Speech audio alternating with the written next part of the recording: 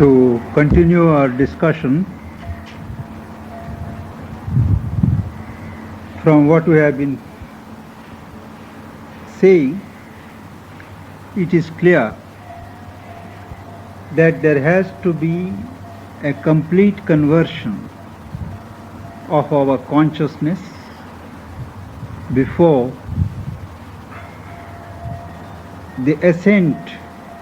Is it working?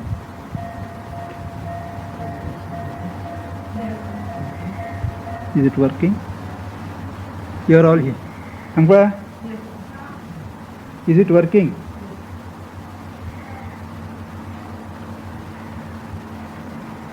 Is it working? Yes. Now, the activities carried out by our mind, they have to undergo a radical change in their process before the mind can be said to have been converted into the working of the supramental consciousness. We see that normally the mind proceeds with the data assembled by the senses, interprets and comes to its own conclusions. The feelings, the will, all these depend upon the processes or the decisions taken by the mind, in which the intellect, the reason, takes such a leading part. All this has to change in the working of the supramental reason. The movement proceeds from within outside, not from outside to inside. And in the first step of bringing about this change is there are periodical descents from the higher consciousness, eruptions of the higher movements, sudden invasions from on high, taking up the mental activities.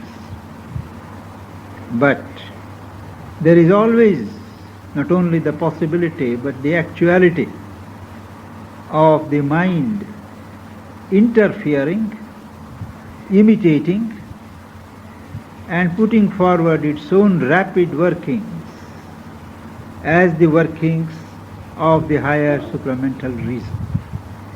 It is for this purpose that yoga insists upon a certain purification before the conversion can be attempted.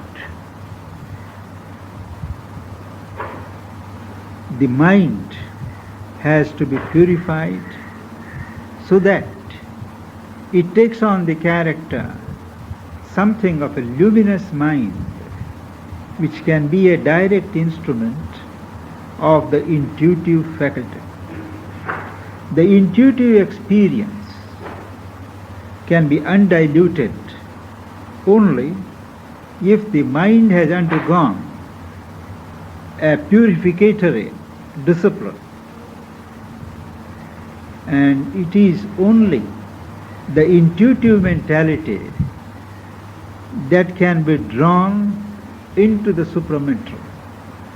The supramental reason cannot draw mind as it is into its own province, because mind has many disabilities which don't permit the intellect, the thought, as they are, to be assumed in the supramental reason. The purification of the thought mind is not enough. There is also the question of will, question of feeling, question of the body. They also contribute their thickening elements, their grossnesses, and for the supramental action to be complete, adequate, the vital and the physical body also have to be taken up and exposed to the working of the purificatory discipline. With all this, the mind can go beyond itself. The mental activity can be assumed into the supramental because, Sri Aurobindo points out, mind draws always from the secret supermind. The supermind is not overtly active, is not seen visibly, but it is always there secretly, behind veils after veils, exerting itself, reaching its influence, the last fine point of which is the mental reason. And it is because of this basic source in the supramental that the mind can hope to arrive at knowledge one day. Till then, the mind can only command a partial knowledge.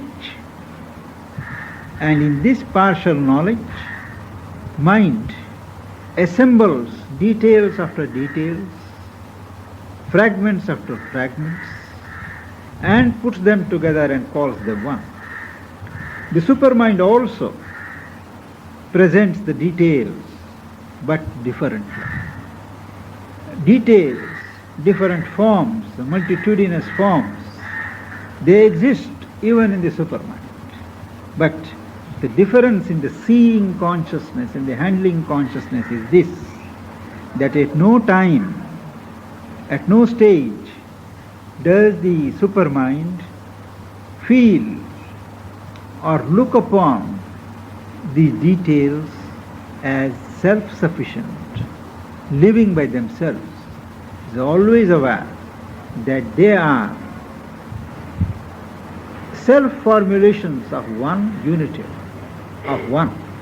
The self posits itself into so many places, and each one has an individuality, each one is true, but all derive from the one, and all exist because the one indwells them. So the one not only creates, but one holds them in its consciousness, and one lives in them also.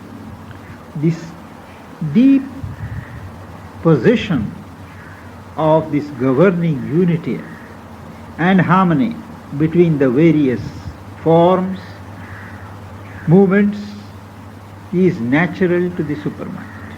Whereas to our mind, it is an acquired knowledge. It is a knowledge that has to be taken on trust. The mind, for instance,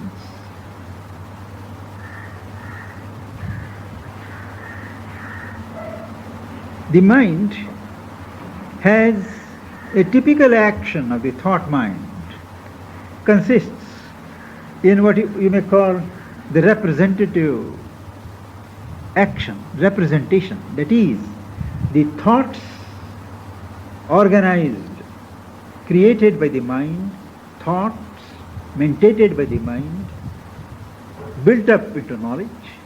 Those thoughts are representations of certain realities.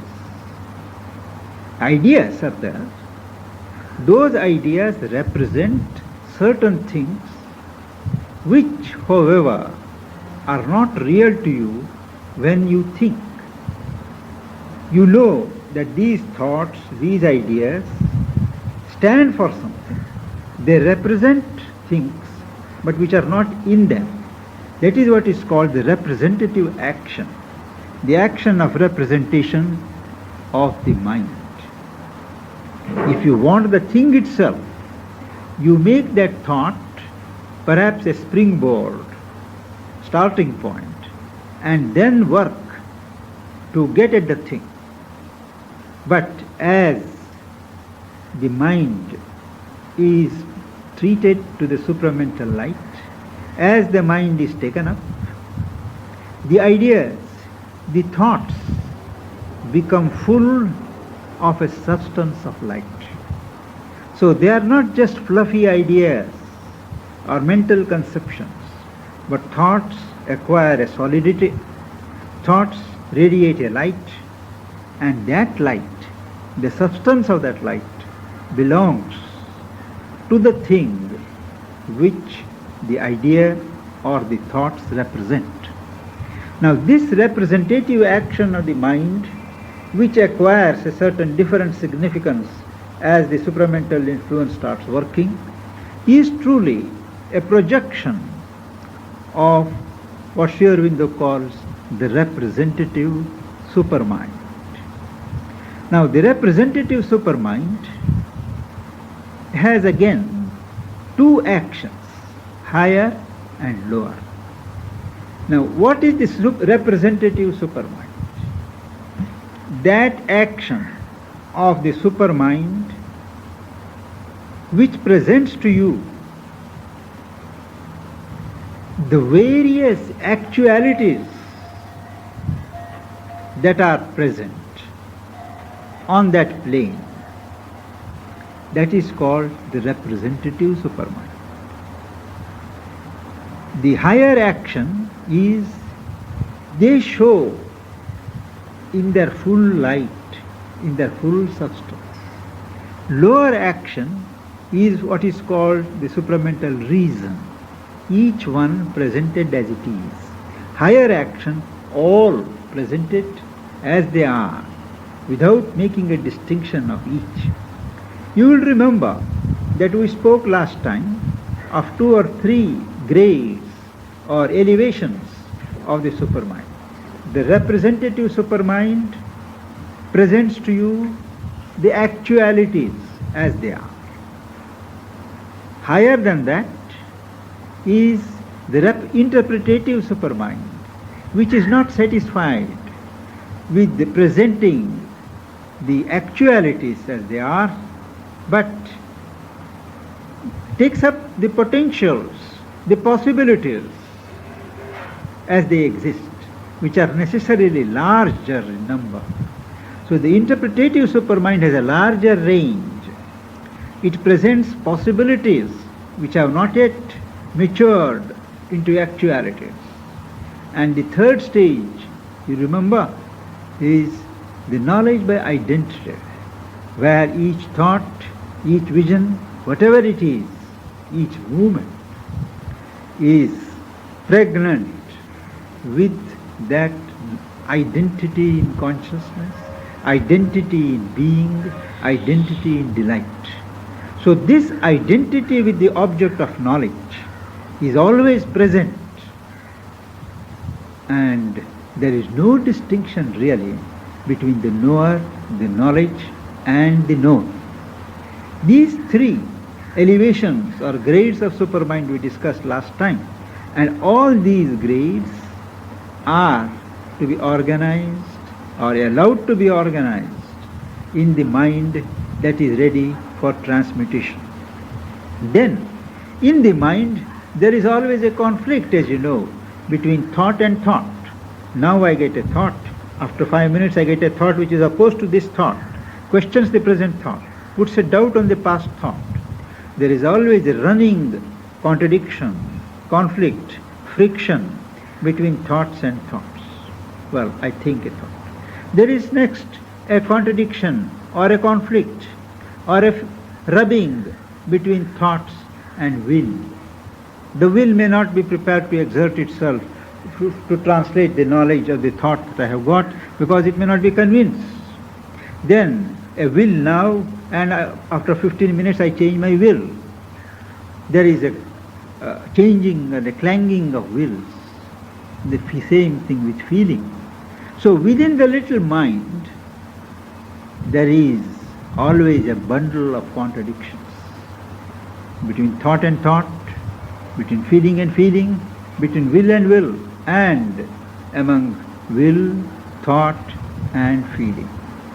Now this perennial conflict between thought, will and feeling becomes a thing of the past as we cross over into the higher ranges leading to the supramental. The keynote there is harmony. Harmony between thoughts and feelings and will, and unity. All that is because this triple movement of thought, will and feeling is really based upon the knowledge of truth. And in the expression of truth, in the manifestation of truth, there can't be conflict, because that truth consciousness governs the thought movement, will movement, feeling movement, harmony and unity. And then this harmony and order of the supermind, when it starts exerting itself, pressing its order upon the mind, creates a reaction. However ready we may think our mind to be, there is a certain resistance when the mind is forced to abandon its natural and characteristic activity. When harmony and order of the supermind is sought to be imposed upon the mind, there is a reaction.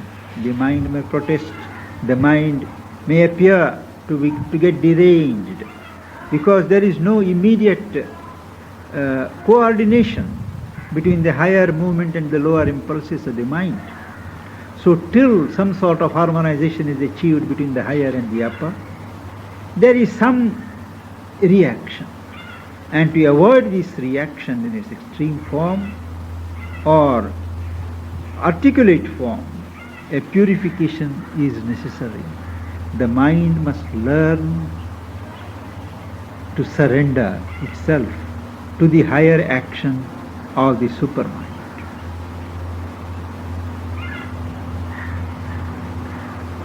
And the inequalities that are characteristic of the mental movements,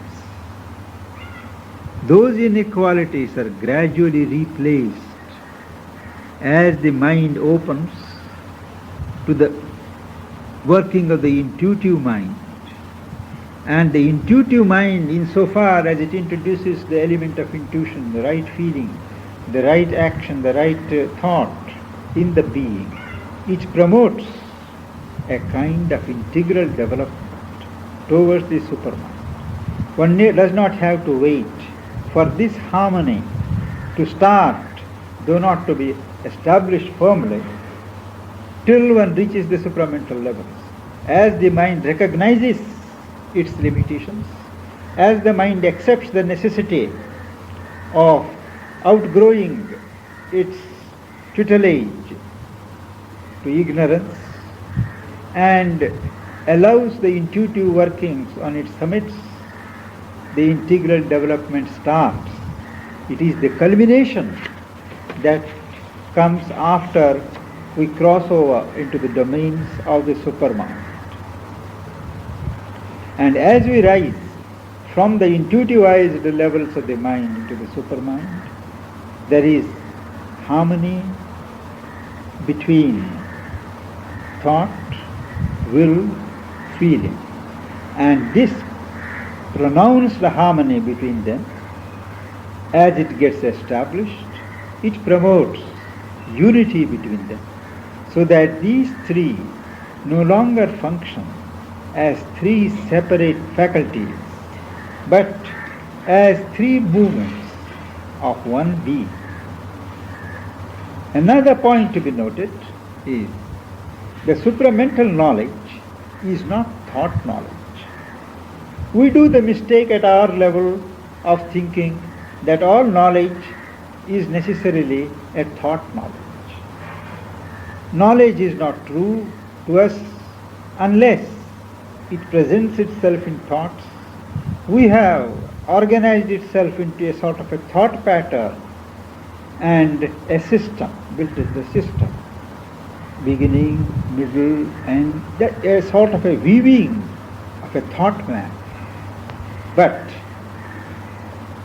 those who have experience of higher consciousness know that thought knowledge is not all. Thought is only one of the many movements of knowledge. How, for instance? We are aware. We don't think. There is what is called knowledge of self-awareness.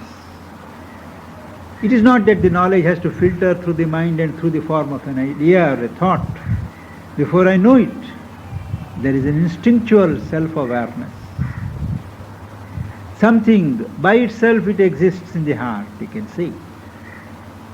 One has not undergone the processes of thought, but still the knowledge is there.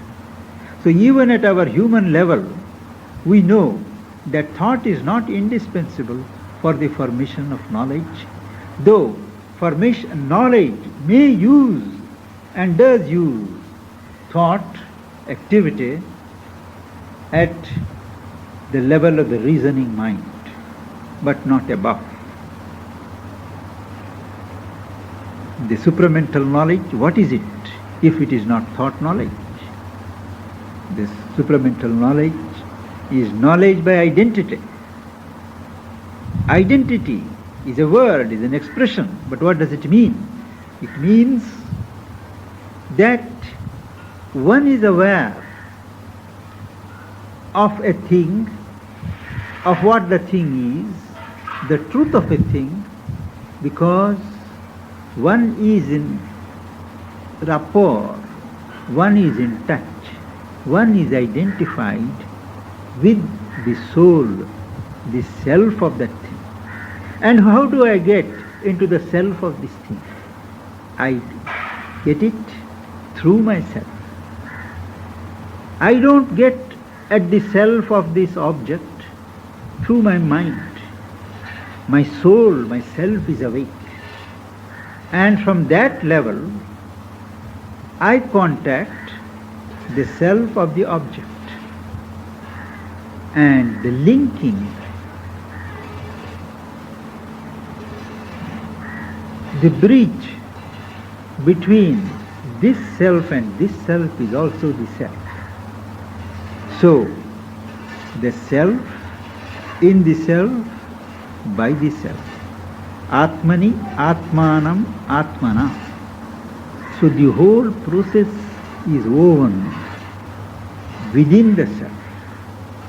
It is because I am awake at the self level that the knowledge of the self of another thing rises in me spontaneously. And this point, making contact between self and self, is a direct operation of the self. You can call it a self-movement.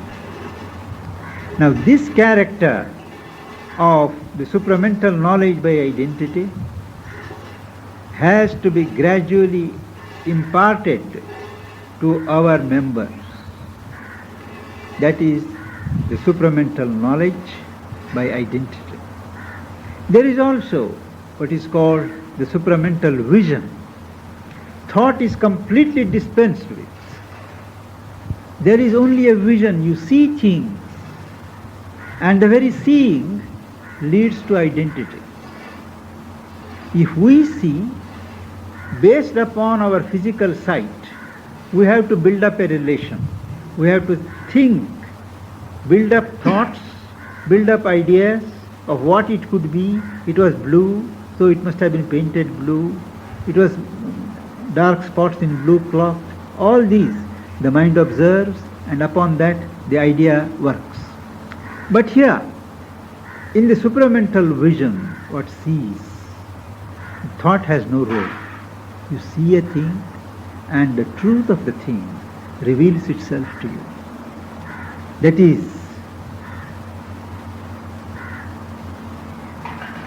the supramental vision brings the spiritual identity straight without having to meditate upon it. There is also not only the supramental seeing, but there is also the supramental hearing, the supramental touch. Each one of these operations puts you in contact with the thing concerned. They become gates to awaken the knowledge by identity. And no knowledge is complete unless it is a knowledge by identity. At the mental level, the idea, as I said, you see a thing, then the idea comes into the picture, and it translates the vision into knowledge and will. But in the supramental thing, knowledge comes first. Thought may or may not come. Or to justify, to relate that supramental vision to the mind in our bodies, the thought may come in later. But at that level the thought does not exist. But the thought may come into its operation in order to convey or communicate the knowledge of the supramental vision to the human mind. Another point to be noted is that intellectual thought takes an objective reality, goes on thinking about it, and lends to certain abstraction. It is not satisfied till it analyzes, dissects things, analyzes them, and arrives at a certain abstractness, abstract principles. And then only it is satisfied that it has arrived at the true knowledge of a thing. But the supramental thought, it does not lead to abstractness. It leads to what Sri Aurobindo says, to spiritual concreteness. There is no speculation, no beating about in the air, but a spiritual concreteness, not the gross concreteness, but a spiritual concreteness. In each supramental thought, there is that light, substance of light, and the spiritual concreteness. And the supramental thought, as we said, has got three elevations. The direct thought vision, the interpretative thought vision, the representative thought vision. Direct thought vision is what we described as knowledge by identity. We spoke of the supramental hearing. Now, the supramental word, it may or may not have the outer form of the word we speak, but there is its own kind of word. Sadhan,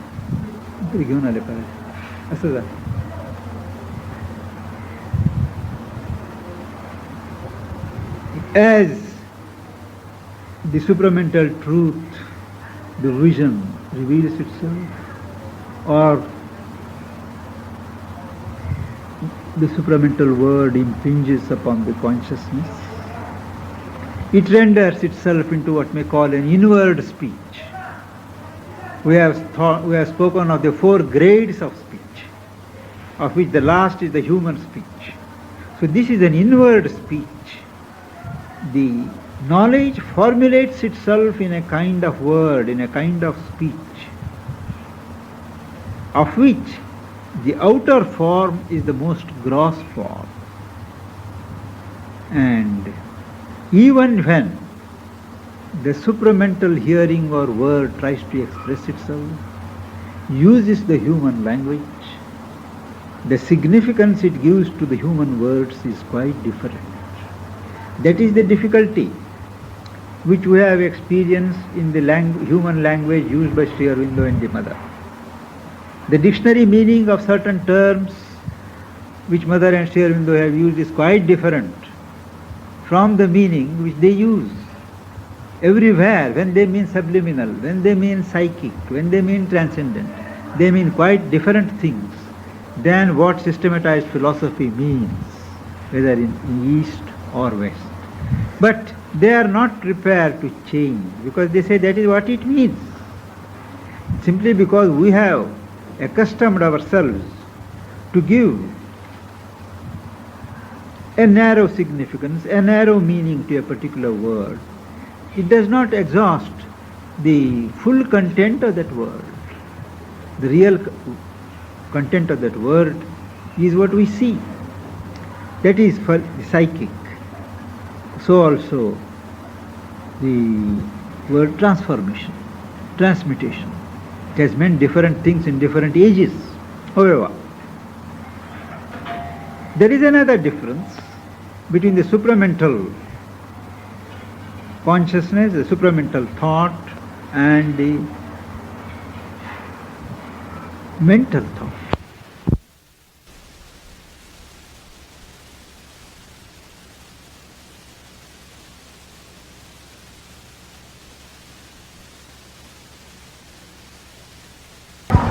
The mind relates everything to the individual. It is confined as far as the individualized human mind can go. Everything that the mind sees and records is conditioned, related to the development of the individual consciousness. But for the supermind, the supramental thought, the range is as wide as the cosmos. The individual is not even a center there. The individual is a point where the whole cosmic and the universal movements converge. And even the cosmos is not the limit. The supramental vision, supramental thought goes beyond the universe, beyond this world, this physical universe. It goes and touches the various planes of existence which are occult to us. And the supramental man, so developed, he sees not from within this world, not involved in the world movements, but standing above in his consciousness. He commands a view from the high spaces of the infinite. He sees truth in a sense, but not that only. He sees the truth in potentiality. He sees the truth in actuality. He sees in the heart of things. The essence of each thing he is aware. And in that sense, he draws nearer and nearer the omniscience of God. He stands above the highest heights of the will attained by man, conditioned by so many factors. He stands at a height which commands a free power of will, and in that sense he approaches the omnipotence of God.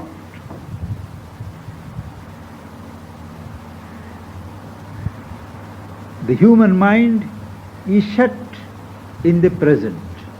It may be aware of the long past. It may try to speculate and peep into the future, but it is most sure, to the extent that it can be, only of the present. But in this supramental consciousness, the past, the present, and the future, they lie rolled like a map, making possible what is called the Trikala Drishti, or the knowledge of the three tenses, three periods, three movements of time: the movement that has gone, the movement that is on, and the movement that is building. So the mind, the supermind or the supramental consciousness exceeds the present formulations of time. Then the supramental knowledge is realized best in what we may call pure thought. That is, he discusses what areas or what ranges of the mind are touched by the supramental knowledge. Necessarily, what is highest achievement of the human mind, the realms of pure thought, they are first taken up by the supramental knowledge. But it doesn't stop there. Supramental knowledge percolates and gradually takes over even what is called the applied thought. So, no range of the human mind is excluded from being taken up, possessed, and changed by the direct action of the supramental knowledge. It makes itself felt in pure thought, makes itself felt in applied thought, and it spreads itself in the past, the present, and the future.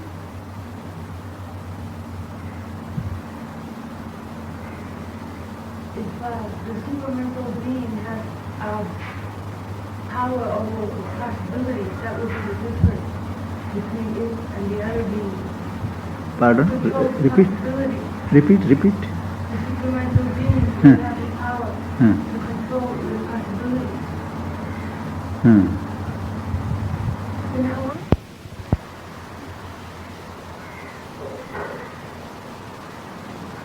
The supramental being does not control possibilities. It knows what possibilities were there. It knows what possibilities have passed into actualities and what is going to happen. The question of speculation and possibilities belong to our plane. But the decision is taken by the supreme will, not by an individual supramentalized being.